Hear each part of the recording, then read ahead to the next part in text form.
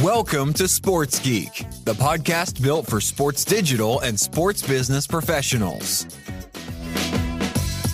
And now, here's your host, who knows that the future of sports is not just on the field, but also on the couch and in the cloud, Sean Callanan.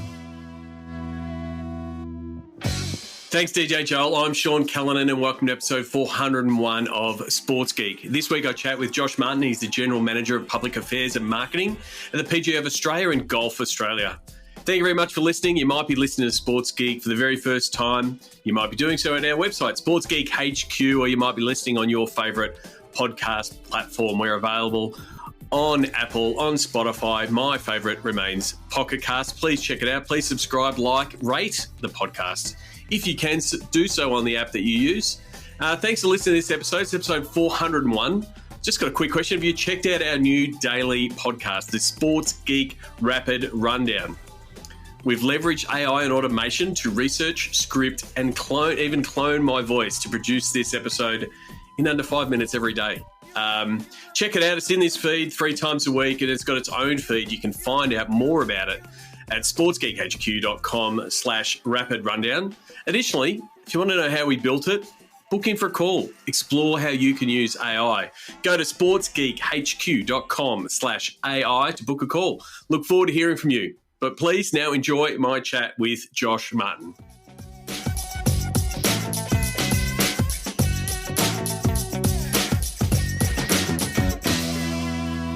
Very happy to welcome Josh Marton. He's the General Manager of Public Affairs and Marketing at PGA of Australia and Golf Australia. Josh, welcome to the podcast. Thanks very much, Sean. Thanks for having me, mate. Not a problem at all. Not a problem at all. I always start asking people how they got their start in sports. What about yourself? How did you get your start in the world of sports? I think technically I started while I was in year 12, writing a few stories for the local paper in Strathalbyn in country South Australia, only 50 minutes out from the city, but that's the country in SA. So I started doing some sports reporting on some of the footy that I was playing in, actually, and then that progressed to some additional sports journalism at the Courier in Mount Barker, still privately owned newspaper, which is pretty rare in Australia, while I was doing my journalism and marketing and business studies. And then I ended up getting an internship at Elite Sports Properties, later TLA, now TGI Sport. And they were just coming into the market in Adelaide. They won the PR contract for the Clipsal 500, and the guy Steve Cox, who was running that account, was a one-man band there, and he went to the university to try and get some interns. And I actually was heading to talk to a lecturer around social media. This is how long ago it was, because when I was working with the Mount Barker Courier, they didn't want to use social media because they thought it would take away from newspaper sales. So I was trying, and I started their first social media channels back in 2012 I think it was. Started their first Facebook channel and was trying to encourage them to tease their content a little bit more and understand that, you know, a 300 character post on Facebook isn't going to take away from newspaper sales. It's going to help. And the lecturer there, Colette, her name was, she put me in touch with Steve, and I did an internship, and then that led to doing the PR for the Clipsal 500 and running Craig Lowndes around in a golf cart and all sorts of things. It was awesome fun, and really fortunate to do that. And then I ended up working pretty much full time in my third year of uni, working at ESP, and then ended up transitioning into that full time while I kept trying to plug away my marketing studies to complement the journalism studies, which I'm glad I did. So you sort of, like a lot of people who've come into the marketing and comms, come from that journo and journalistic background, and then you sort of saw that, avenue of the journo piece, the PR piece, and getting the exposure in your early days at TLA, is what I could probably still call it, and did that sort of give you a wide breadth of different clients to understand the different channels and the different levers you could pull? Yeah, definitely. I think when I first went into my, I think every journalism student has had the same experience. The first lecture you go to, the lecturer stands there and sees 100 people and says, okay, probably one or two of you are going to have a job in journalism, by the end of this. And I think I was tossing up, do I do law with journalism? I always was I was pretty hell-bent still at the time, having done it in year 12. We were lucky enough to do a research project subject, which meant we could actually just focus on something we're passionate about, which for me was writing, sport and journalism. But it was only until that lecture I was like, no, I definitely need to do something else. So then I decided on marketing, which I really fell in love with and really enjoy. But it's certainly my skills at that time were in the writing and, really hunting stuff down, and that translates to the PR side, and PR on the PR side or comm side, actually understanding what journalists and media want and need, particularly now where resource has shrunk so much, is really important. So I think when I joined T or ESP at the time, when we didn't just do PR stuff, we were doing event activation stuff with Adelaide Strikers and sponsors of the Port Adelaide Football Club and Energy Australia. So we're exposed to big brands, lots of different ways of activating. But I guess for me, it's very bottom of the funnel type activation activity. It might be about building awareness, or it might be specifically about conversion, but it's very much at the very end of the funnel, not really being able to make strategic decisions. So that's I kind of felt like I'd got everything I could out of working in that space, and then I've done a few things since then.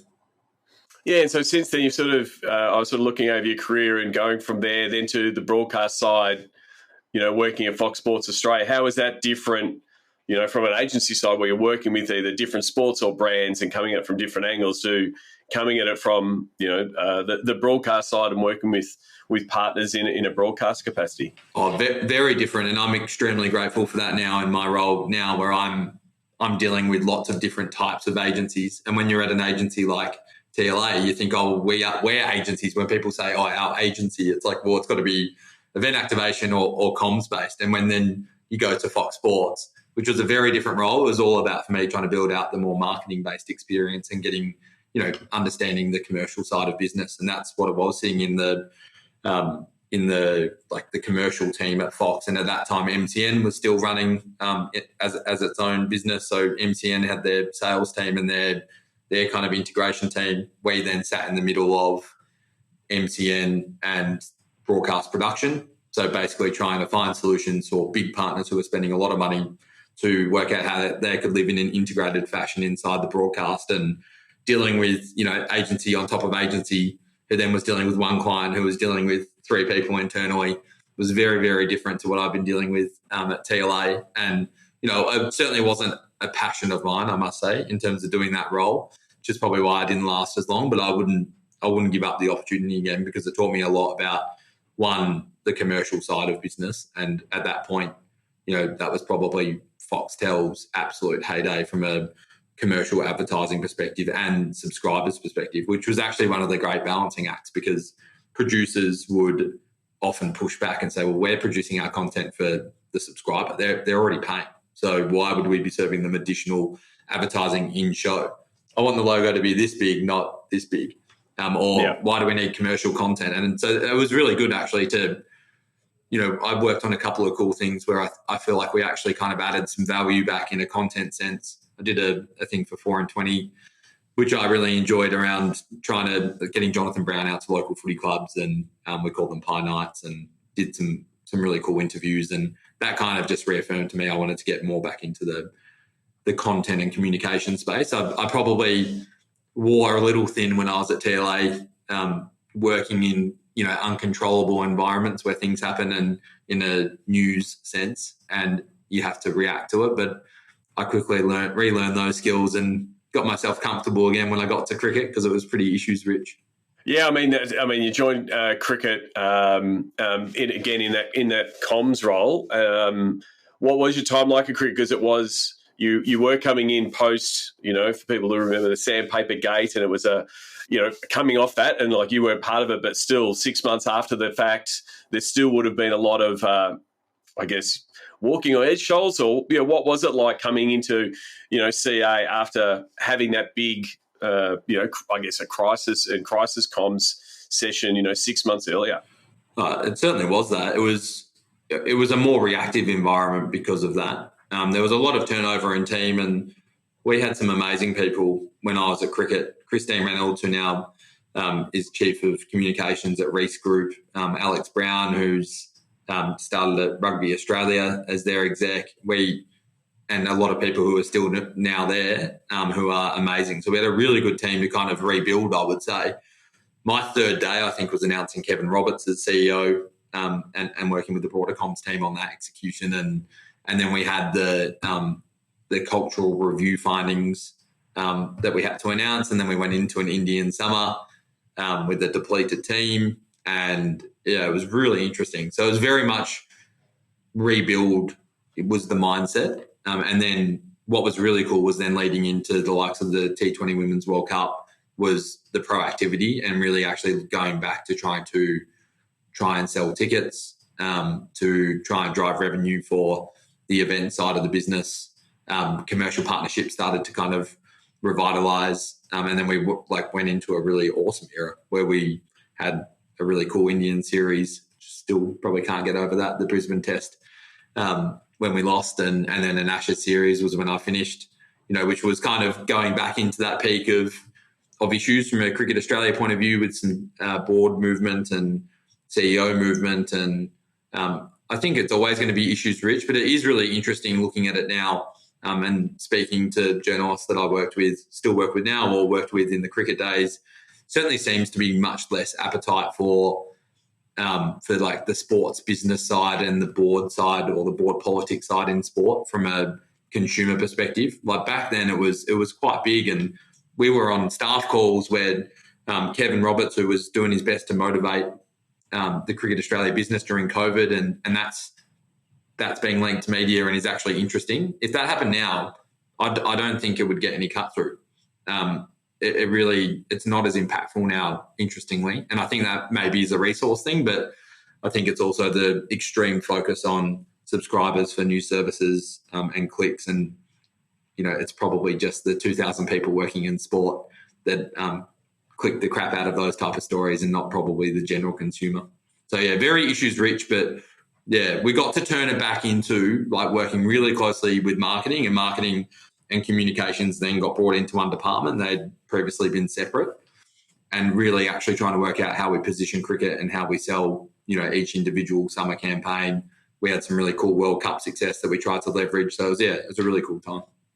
I mean, it is very much a really good case study of, turning crisis comms and helping turn around, I guess that brand perception and that published perception of the sport overall to, focus back to what's happening on the pitch. And, it's awesome that you had, the Women's T20 Cup as a bit of a North Star to drive towards and sort of move that messaging towards. And then it flips from comms to marketing and ticket sales. And like you said, commercial, and you can start telling those good stories. It's sort of, I guess that's that meshing of, what is comms and getting the message out, but then starting to get that marketing message out and sort of get everyone on point. Yeah, it's really interesting. We've had a few hires recently, and like we separated two comms roles we have. One is called PR manager and one's called corporate comms. And when I look at it, at one point at CA, I was consumer and corporate, which was basically the two roles together. And in my eyes, they're very similar things. But when you have lots of things to focus on, there's definitely value in separating it. And they're kind of different disciplines within one discipline. But at the same time, I think it's a slightly lazy view of the media management and the corporate comm side, in that there's always an opportunity. Like if you're, like for the men's cricket team, it's not about picking up the phone. It's about how do you manage the 50 phone calls you got. And that was one thing, I worked really closely with Cole Hitchcock on, who's the men's team media manager, rather than just saying yes to the 4 people you like or the 4 people that hit you up most often. It's like, well, of the 30, and we actually did this, we did a bit of an analysis on, from a consumer perspective, where is the most likely audience to buy and engage with cricket? And that's who we should be saying yes to in a reactive media management sense. So that was quite an interesting exercise. It doesn't always work like that because it's about relationships in media circles, but it's cool to try and bring some discipline to it. And we were very lucky to work with Icentia in that time at cricket and have good enough budget that we could really analyse and understand the what they call the media impact score, or which is basically sentiment. But I don't know how much you've ever spoken to the guys at Icentia, but they do that in a manual process, understand where messages have sat, how many spokespeople are in it. And it's not just AI telling you if it's positive or negative. It's someone actually going through with a very specific -10 to +10 scale. And we actually tracked our media impact score from Sandpaper Gate, which was at that time, like, it's very hard for a sport to be under zero. And cricket was under zero. And we're talking about an extremely high quantity of media items here. Like in the peak of the summers, it's like 100 to 200,000 individual items a month. And the overall, and obviously it's a sample in working out the media impact score of about 500 to 1,000 items a month.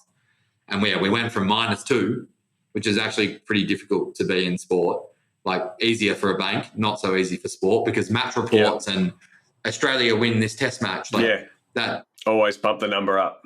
Yeah. And women's sport at the time, and I think it's still very similar now, a lot of women's sports coverage had a high media impact score because there wasn't as much analysis and criticism of the game. So, and because the women's team was going so well, the media impact score started climbing back up, and it was cool to actually put a bit of discipline around it, because coming from, probably more a marketing brain, but having the skills and role in the comm side, something I'm pretty passionate about is trying to put some kind of discipline and rigor around comms and PR, because it can be pretty, it's easy to not measure it. It's easy to not be as planned, because a lot of it is reactive because you're trying to understand what's happening in the market. But there's some really cool examples of AFL clubs, I reckon, where some of them are just living week to week, and some are like, I've got a very firm strategy for the next month. This is the narrative and the stories that we want to tell. And I'm biased as an Essendon fan, but I think they had a really clear strategy for most of this year, which was going pretty well until the form of the team became a bit uncontrollable to manage the narrative, I think. Yeah, and I think another part of that is, like you're saying before, is how the landscape over that time has changed, in that the media operators, previously would be, hey, here it is, it's hitting, a paper, and we're going to be in the paper, to more of them, news opening up Code Sports, which is trying to get subscribers, so they want to get people in. So, all the effort that you're potentially doing is going to something that's a paywalled environment.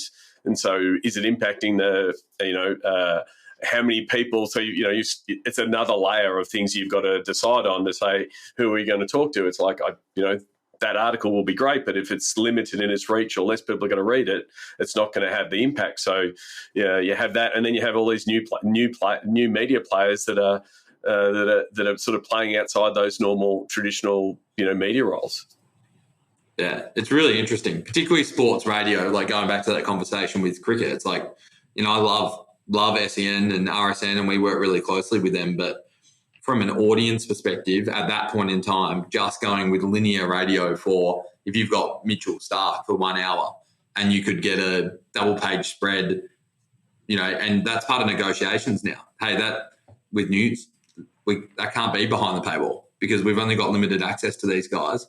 It's a tough conversation from time to time, but sometimes, like in a cricket sense, I think it was less prevalent then, but now you'd have to have those conversations. So we can't give you 1 hour of Pat Cummins' time and excluding the potential for a lot of TV reach, podcast reach, social reach, if you're going to put it behind a paywall. So they're interesting conversations to have. So from cricket, you joined golf, and cricket being the dominant sport of the Australian summer, but golf is a massive participation sport, and obviously has some amazing golf courses here and some amazing tournaments. What was your first impressions moving into the world of golf? Yeah, it was really interesting, very, very different at the start, and I came at a pretty unique time for golf. I worked for Golf Australia and the PGA of Australia, and at the time, the two businesses had launched the Australian Golf Strategy and had put a bit of a stake in the ground to work closely together. A bit of background to that is that globally, the governing body, which is Golf Australia here, and the amateur body, don't particularly always work super closely with the peak professional bodies.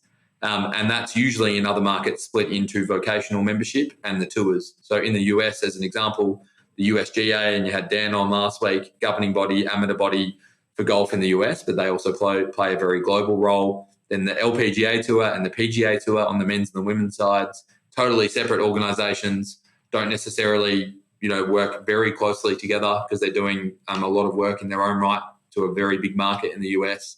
And then the PGA of America, who looks after the vocational membership. but there's crossover all over the place. The USGA run the men's and women's US Opens, to big majors on both of those tours that I mentioned. The PGA of America also have their 2 majors, men's and women's, plus they're involved in the Ryder Cup. So there's crossover all over the place. And when you think about the layers of 4 organisations, in many cases, provinces that sit underneath that, or chapters in a PGA of America perspective, so there's organisation upon organisation. And I guess here, if we're talking 300 million plus people in the US, and we're talking around 20 million adult Australians here, we don't have the market size. And they made the decision to put the Australian golf strategy together here, Golf Australia and the PGA, led by James Sutherland and Gavin Kirkman. They decided to move in here at Sandy Golf Links into this awesome facility, which sits on the Sandy Golf Links public golf course opposite Royal Melbourne, which is fantastic. And then when they did that, they decided, well, rather than sitting on either side of the building, which they're going to do, maybe we actually work closer together. And the first decision was they brought Karina Keisler in, who was my boss at cricket, long history in telcos. And she came in and decided to make the necessary change to bring the 2 teams together in a promotional sense, marketing, comms, socials, and gov relations, and at the time, women and girls engagement into one team. Now, at the time, it was basically you're paid for by the PGA and you're paid for by GA, and it was very trust focused. And I came in and worked for Karina for a few months and then took over the GM role. Fast forward a couple of years, we now work for a joint venture business owned by 50% owned by Golf Australia and the PGA, called Australian Golf Services. Our team's expanded to 17 odd people.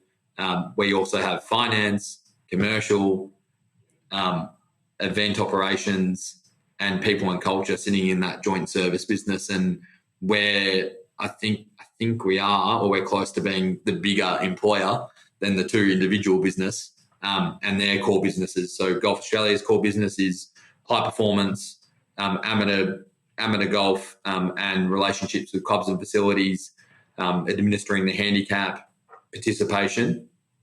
And then they also have the Australian Open. So there's a small amount of overlap and some state opens. And then on the PGA side, all the bodies that I mentioned before, the PGA of Australia is a combination of men's tour, PGA Tour, women's tour, LPGA Tour, and like the PGA of America being a big vocational body.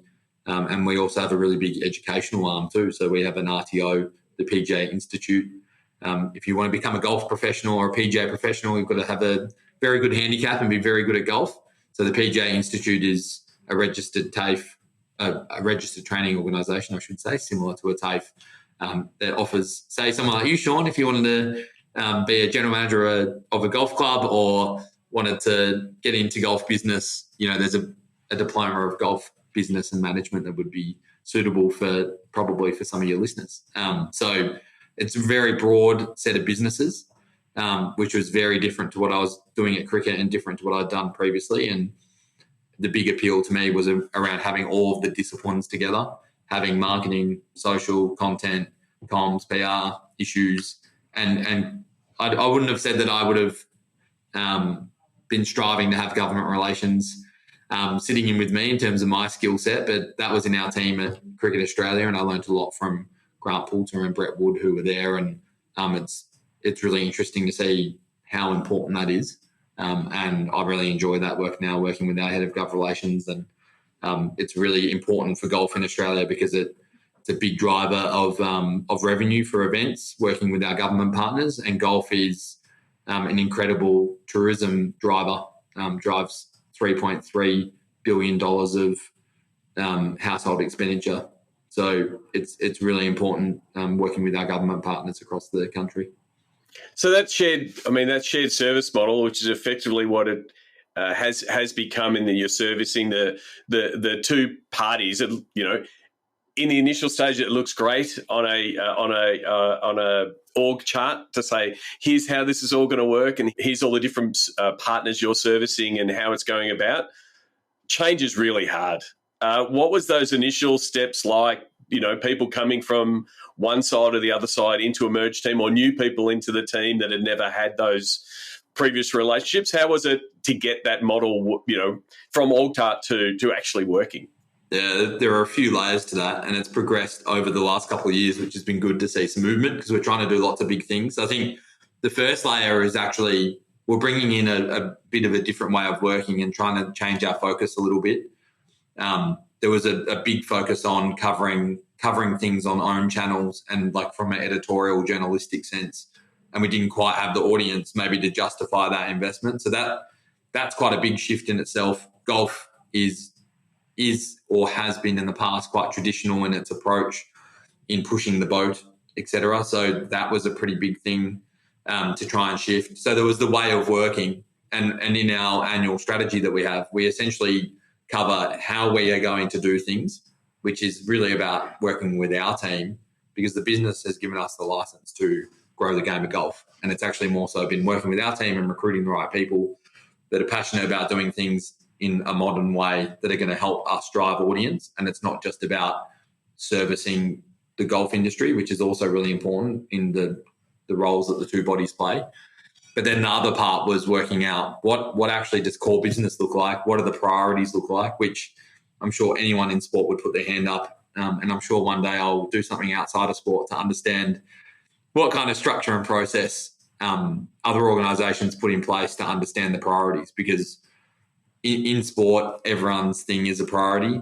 The public affairs or promotion or marketing team are always the key or the ticket to success for other teams, which is really, it's actually really hard. And in some ways, like I feel for all of the other departments when we're not able to service them, because if we're not doing it, then who is doing it? And in their eyes, it might not be bringing as much success as it could to their particular thing. But we're only certain amount of people, we only have a certain amount of resource, and the big thing that we had to do was set an overarching strategy for what we are going to do, which is quite weird really, because there was the Australian golf strategy that outlined telling our story better, and then every individual product which we lay out on a page has their specific objective, whether it be driving participation, whether it be telling our story better to clubs and facilities, or telling clubs and facility stories better so more people go and play at those places, telling the stories of PGA members, driving interest and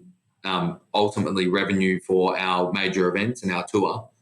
That bit is pretty linear, but we wanted to try and set a bit of a framework for what we are going to focus on so we could actually start with that. So that was inspire Australians to love golf and go play, which was actually the go play component was an outcome of a big bit of brand work that we did, which I'm sure we're going to touch on. So yeah, that was really important. Even if it doesn't get followed, having a framework in this shared service model, so we are not just reactive, and we actually don't want to be considered an agency or just a business that services the two businesses, because if we were to do that, then it would just come back to who shouts the loudest from the other departments, who's the most organised, and then that's not really right. We actually need to prioritise based on what both organisations have agreed in the Australian Golf Strategy and their own operational plans. What are they trying to achieve? That needs to be then highlighted in our little strategy and approach, and then what sits underneath that is what are the departmental or the product priorities. You know, we need 40,000 my golfers for the year.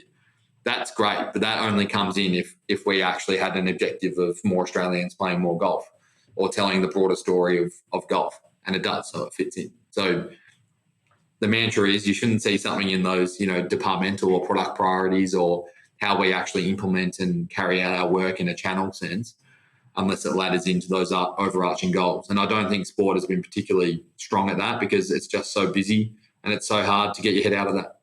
And is that why it was important to do things like the State of the Game report to sort of take that step back and that bigger picture that was, across both of your key stakeholders, both from, so you've got the participation and sort of then pulling at, hey, these are the key things that we're going to look at, inclusivity into golf, bringing in new participants, doing things to lower barriers to participation, and then that flows into, what you're trying to do because it is serving, both of your major key stakeholders.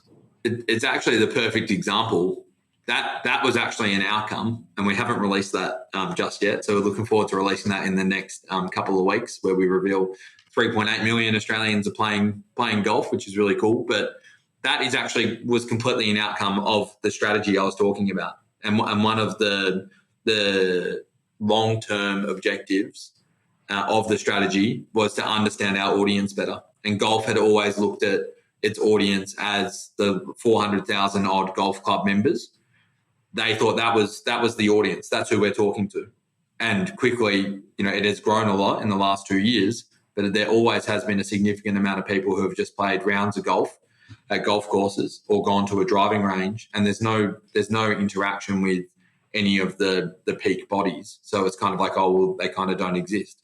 So every annual participation report looked like there's 400,000 people playing, or in 2018, 380,000 people playing. And now this year there's going to be 460,000 people playing as a golf club membership number. Awesome. But that's not the whole picture at all. But we actually had to really set out and go, that's a priority.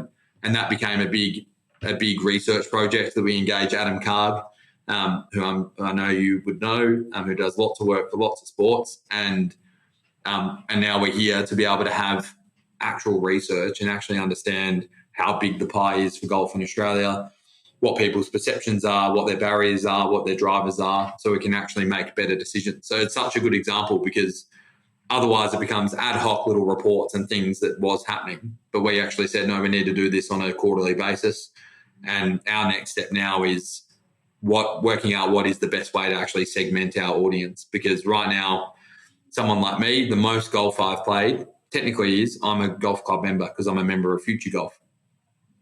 But if I was to run a proper segmentation in a participation sense, I would be an indoor golfer, because I play way more at a simulator than I do in any other form of golf.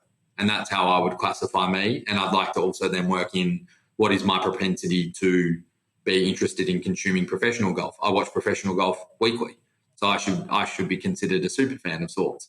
So it's the segmentation for us is a bit different, because we're very participation led.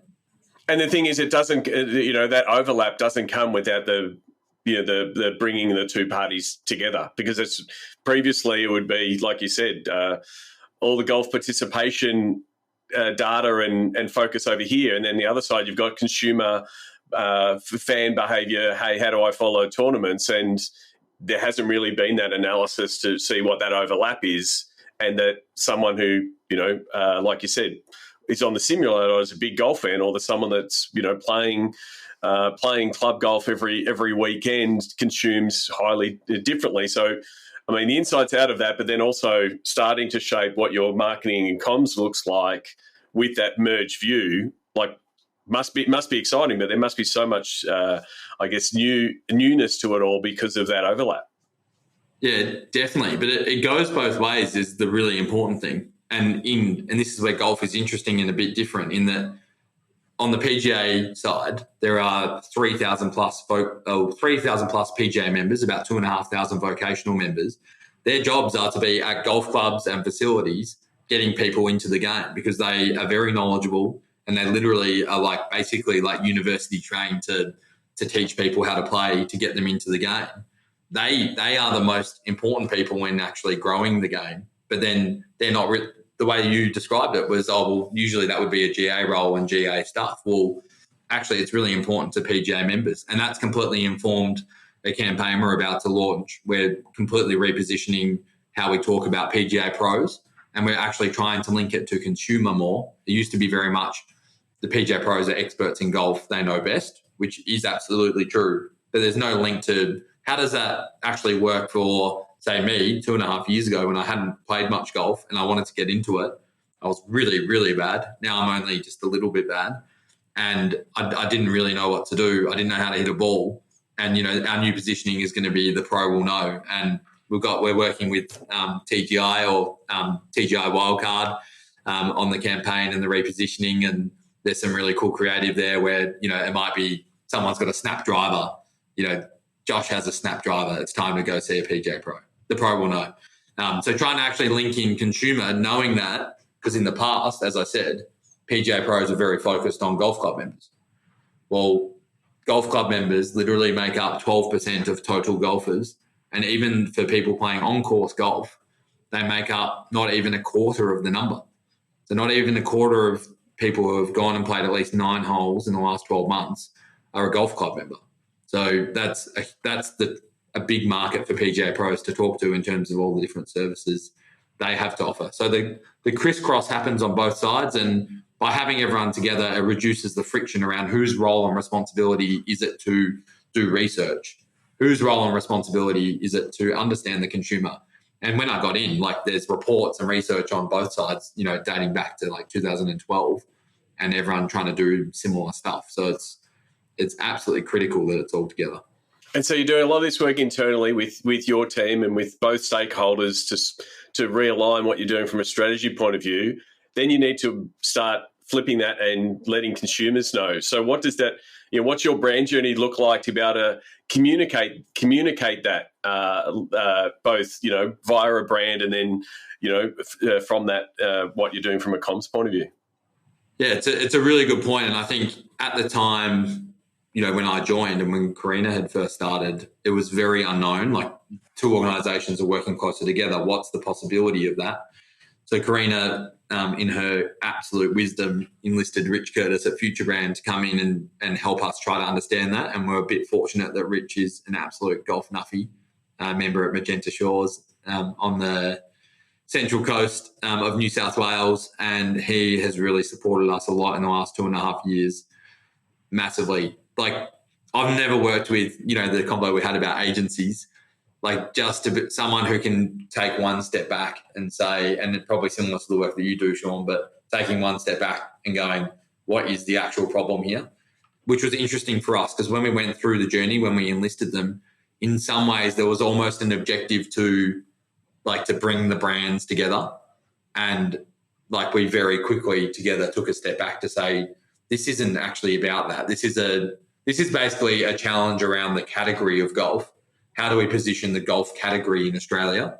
And how do the sub-brands of Golf Australia and the PGA of Australia and all the different tournaments and bodies that sit underneath and around it, how do they all fit into that? So that was actually a really important bit of work in the end. And it kind of, in some ways, people could look at it and say, well, what is the outcome of that?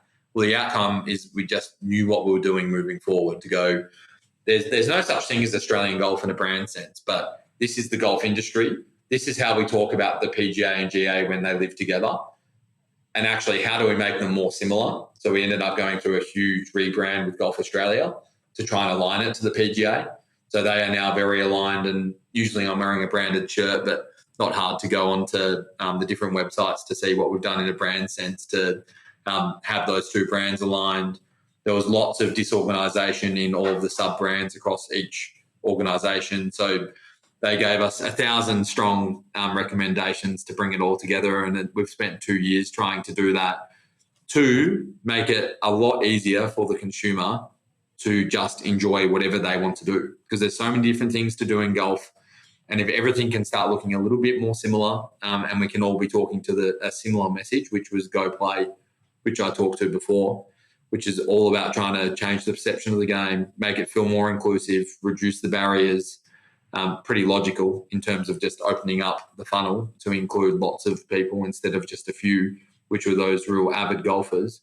And it's really worked well for us. And I shouldn't say this without talking about SE Creative or SE Products, that some people know them as. They do a lot of work in merchandise with AFL, the NRL, and they've been our design agency for the last four years. And they kind of worked with Future Brand to implement things. Golf is a bit different to cricket in a budget sense, Sean. So couldn't really have Future Brand doing our work from go to woe. And you just have to be nimble, I would say, going back to that whole conversation of cricket versus golf.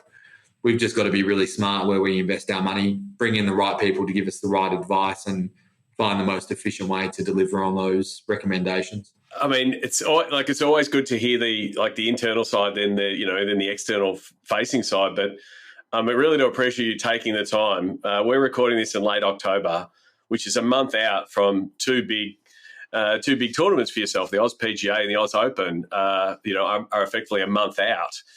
When we're recording this, you've probably got 6 or 10 emails that have come in while we're recording this, looking for updates and ticketing updates. How are your marketing plans coming together, 1 month out? Can you see the greys in my beard? They might be from these two projects. They're going okay. I think we're driving similar, if not more, interest in the two events, but certainly not seeing the same amount of pre-purchasing. And I think that's a pretty common thread across not just sports events, but general consumer products. So I think we just have to keep trusting the process that we're going through to, particularly for the Australian Open, we've got pretty lofty targets this year. At the time of this podcast, hopefully there are a few people who have seen, 10 to 20 different touch points of the Australian Open, and we're right in their consideration to buy. And they're probably, unfortunately for us, going to make a decision as they get in the car and decided to drive to the golf course. That's when they're probably making their final decision to purchase. And that's pretty challenging to manage stakeholders, but also to really understand and trust the process that we're going on, because you're not seeing a direct correlation from our activity to our results.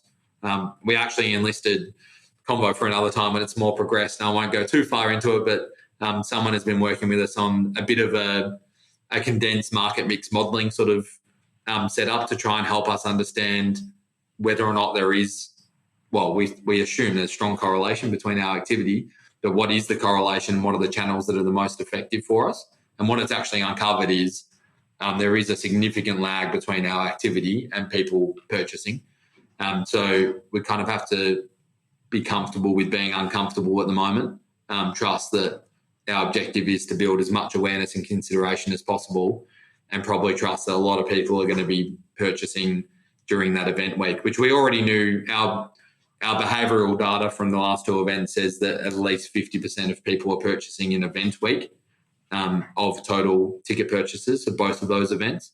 But I get the sense that that number is going to shift this year, certainly based on attitudinal study that we've done, but I'm assuming by the behaviour that we're going to get a lot of late purchases. So it's a cluttered sports market at the moment, particularly in Melbourne for the Oz Open, with all of the spring racing activity going on, and everyone's working pretty hard around the industry to cut through. So we just got to keep pushing on and doing what we're doing. We've had a good week of media relations, and we were lucky enough to enlist Beck Judd, which is actually a cool example of keeping your finger on the pulse. And for us, we work in such a bizarre industry where people from all walks of life and profile find golf and become obsessed with it.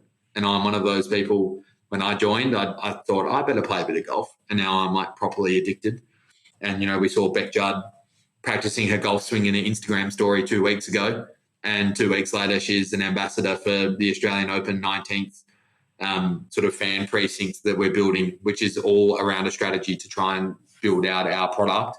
So it's not just a golf tournament, because what we do know, and I know you talk about this all the time, and everyone who listens to this will be thinking about it, that to get people to purchase now, there's got to be a broader event experience for them to have access to. And yeah, we're very lucky to have Beck be the face of that, which was, got us a very rare front page of the newspaper, which I think is a topic for another time, because I think whilst that might not have the reach that it still has, I still think the narrative driving that comes out of still the hard copy print editions is a pretty interesting study in itself, to understand the impact. If you looked at total reach of projects that started with really strong upfront coverage in the newspaper, I think you'd see there's a serious impact there. There definitely is. I mean, it is one of those key touch points, but also it's a key touch point with with an older demo that is still picking up and still getting ink on their fingers effectively, and they're still ticket buyers. But it's just a matter of balancing that to go, we've got that, but then also, how many people are coming via, Beck Judd's Instagram story or other things. Are there other, other channels or other partners you're looking at to sort of help bring people in? Oh, absolutely. I think just to touch back over that point, in a pure news and PR sense, more so referencing the fact that, and having spent time in newsrooms with friends and taking talent into radio studios, the first thing that every other medium are doing is they've got the newspaper sat in front of them, and every morning radio program is driven by that narrative. So that was more so the inference. Maybe a PhD study one day for me, because I'm still quite interested in it, and I think that's what's going to keep newspapers probably going for a long time. But obviously the commercials need to make sense. But no, from a paid point of view, it's literally every channel that we can get a touch point on. Interestingly, our research tells us that online consumption is number one and radio is number two for the people that are most likely to purchase tickets for our events. So radio is really big for us. In an Oz Open sense, we're doing a national deal with Triple M. SEN are coming in to broadcast Oz Open radio this year, and then 3AW via 9 radio as well. So radio is really strong, but in an above the line sense, hopefully you see us everywhere. Well, true. Well, we'll make sure, like I said, this is being published just before those two events. We'll put links in there for those late consideration people. If you listen to this podcast, you want to go check out either of the tournaments. We'll put the links there. Josh, I want to get to the Sports Geek closing 5. You would have been to a lot of sports events in your time, but do you remember the first sports event you ever attended? I'm going to assume that it was a footy game, and it was getting in for $3 in at the MCG as an under 12, I think, and getting the train. Grew up on the Mornington Peninsula before heading over to SA. Getting the train in for $2, I think, on a Sunday, then buying a ticket for $3 and being on the fence. I think one of my mates tried to touch Stephen Milne's hair at the time. I've got a pretty distinct memory of that. So, yeah, game of footy, I think. Terrific. What do you have a favourite food or a go-to favourite food memory or a go-to food at a sports event? I'm a little bit privileged in sports events, Sean, because I'm often sitting in media centres where we get absolutely catered for. So every amazing dish you can think of, some of the best curries, pork is a particular favourite of mine, and it's also pretty hard to go past sitting in the Coliseum of the MCG, where I think I went to that first sporting game, and eating a pie and a scone in the MCG Media Centre is pretty good. It is. Managing a team and being in the comm space, you never know when news is going to drop. What's the first app you open in the morning? My attitude says different to my behaviour, but it still habitually is the Herald Sun, and I think they do good stuff, and we work very closely with the Herald Sun. I get lots of news and education elsewhere, but it's where my thumb takes me. Awesome. Is there someone that you follow? And it might be someone on social media, or it might be or an author or like that the podcast listeners should follow, and why? Hard to go past Simon Sinek, I think. And I've started noticing I get a lot of Instagram ads now from Simon. So he's pushing pretty hard, but read a lot of his books, and his TED Talks are pretty inspiring. And lastly, you sort of spoke about at the start of your career helping newspapers start playing around with social media. It's changed a lot in the 10 to 15 years since. What social media platform is your MVP? And you can you can have your personal hat on and say this is mine, but then also from a golf perspective, what's the channel that's working the best for you guys? Yeah, I think I'm going to say Facebook in general, just as the GOAT and reinventing itself consistently. And obviously they have the resource to do so, but consistently reinventing itself to be modern and relevant now, as relevant in some ways as it was back in 2009, I think, when I had my first account. TikTok is a bit untapped for us, but TikTok and Instagram in terms of the viral type of user gen content is really strong, but YouTube is enormous for golf instruction, and there are the biggest golf influencers are not players; they're a bunch of guys on YouTube. And Rick Shields is actually coming in to town, so that will be really cool to see him here. And he's done amazing things in a YouTube sense. So YouTube's pretty big for golf too. Well, thank you, Josh. We'll put links to those accounts in the show notes. Josh, where can people find you on the internet if they want to connect with you and learn more about what you do? Jump on to LinkedIn, just Josh Marton at LinkedIn. I'm always up for a chat. No problems. Well, appreciate you taking the time, especially in a busy ticket sales period in the lead up to some big events. Really do appreciate it. Thanks for coming on the podcast. Thanks, Sean. Looking to help your digital or sponsorship team? Book in for a Pick My Brain session with Sean Callanan to help your team level up. Book now at sportsgeekhq.com/pickmybrain. Thanks again to Josh. Please connect with Josh on LinkedIn. I will tag him in my post. So you can reach out to him on X, Josh Marton, Marton is how you spell Martin. Let him know that you listened to the episode. Hey, thank you if you do connect. If you want to follow a couple of championships coming up, the PGA Championship at Royal Queensland Golf Club's coming up this weekend, and then the ISPS Handa Australian Open returns to Melbourne on November 28th. So we did discuss those tournaments. I know Josh will be hurriedly getting things ready. You can read all the show notes and links to those tournaments and some of the things we discussed at sportsgeekhq.com/401.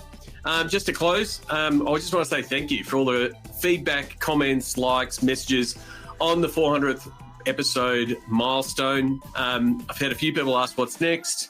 One of the things what's next is more episodes, and what I need for more episodes is more guest nominations. What am I looking for? I'm looking for people who are working in sports, whether that be at a league level or working for teams or at a venue, at a stadium, who are doing great things across marketing and digital technology and venue. If you know someone that you want to learn more a little bit about, or you know they're doing a killer job, send me a message, or you can go to sportsgeekhq.com/nominate. We've got some slots available before the end of the year. We want to finish the year off strong, and I also want to lock in some episodes recorded for January before I get into travel mode and do some NFL stuff at the Pro Bowl and at the Super Bowl. So please nominate some people that you would like to hear from and who you would like me to interview. My second thing is sort of coming out of the 400th episode is the question is, would you attend a live podcast event? I'm considering running some live podcast interview shows either here in Australia or when I'm on the road in the US. One, let me know if you think it's a good idea. Would you attend, hear a bit of an interview live? I've done it a couple of times at events. I did it with Dave Michael at Seat in Utah. It was really successful. So if you would like to have a live podcast at your event or co-host event, please get in touch. You can reach me always at Sean Callanan on social and at Sean Callanan even on Blue Sky, or Sean at sportsgeekhq.com is how you can get me. But until next episode, my name is Sean Callanan and you've been listening to Sports Geek. Do you get Sports Geek news? Sean Callanan analyzes the latest sports business articles for you weekly. Sign up at sportsgeekhq.com. Want to help drive more revenue from your digital efforts? Book a time for a call. Go to sportsgeekhq.com/phone call.